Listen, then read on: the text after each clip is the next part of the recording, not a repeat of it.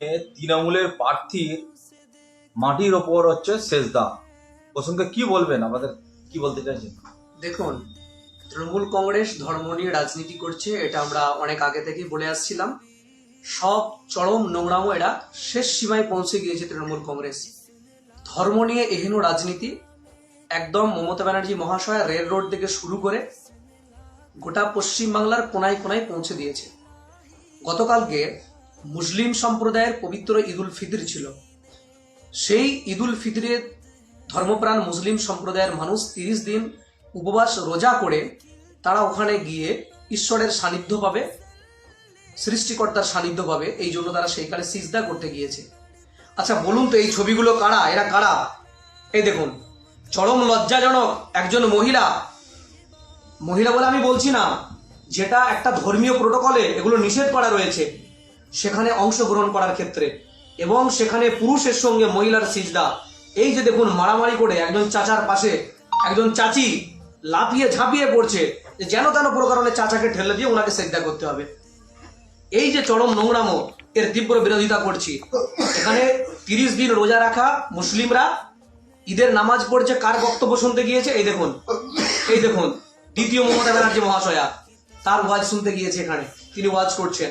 এই দেখুন আরেকটা ছবি, এখানে ধর্মপ্রাণ মুসলিমরা তারা আপনার ইবাদত করছে, নামাজ পড়ছে, তার সঙ্গে ইনিকে হু ইজ সি?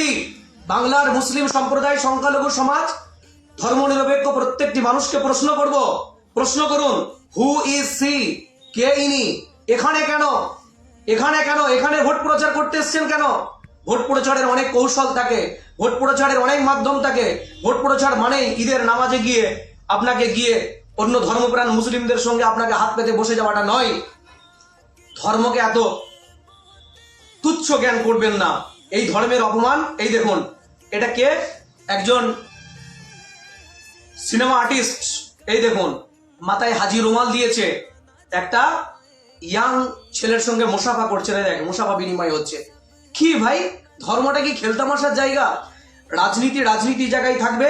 এবং 2026-এর নির্বাচনে Trinamool, BJP, ISF, CPM, Congress, XYZ যত রাজনৈতিক দল আছে তারা তাদের প্রচার অবশ্যই করবে, কিন্তু প্রচারের নামে ভণ্ডামি বন্ধ।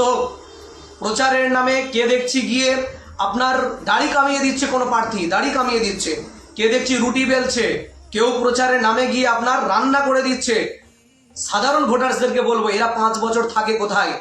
5 বছর থাকে কোথায়? রাজনীতির নামে এত নোংরা জায়গায় আমরা অন্তত পৌঁছাতে পারি না। প্রচারের মাধ্যম পাল্টান, পরিবর্তন হয়েছে, আপডেট হয়েছে, 5G গতিতে বিশ্ব চলছে। সেই জায়গা থেকে দাঁড়িয়ে রুটি বেলা দিতে হবে। এই রুটি বেলা দেওয়ার পরে যদি নির্বাচনে জয়লাভ করে, 5 বছর একার খুঁজে পাবে না। কেউ আপনার ঘুঁটে দিয়ে দিচ্ছে, দাড়ি কেটে দিচ্ছে, সাবান জল মাখিয়ে দিচ্ছে, আপনার রান্না বান্না করে দিচ্ছে। নির্বাচনে জিতলে এদেরকে তো খুঁজে পাওয়া যাবেই না, আর নির্বাচনে হেরে গেলে এদের কোনো অস্তিত্ব খুঁজে পাওয়া যায় না। তাই বাংলার শুভ বুদ্ধি সম্পন্ন প্রত্যেকটি মানুষের কাছে অ্যাপিল করব, যারা ধর্ম নিয়ে নোংরামো করছে তাদেরকে বিসর্জন দিন, এবং যারা সাম্প্রদায়িকতার রাজনীতি করছে তাদেরকে বিসর্জন দিন।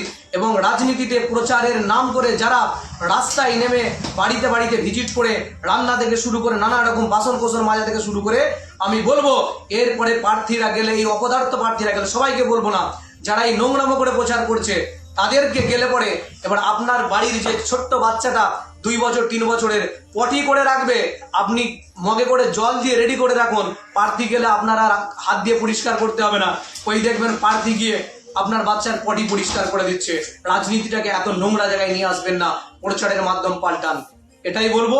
আগামীর নির্বাচন সুষ্ঠু নির্বাচন, ফ্রি অ্যান্ড ফেয়ার ইলেকশন হোক, এই কামনা রইল।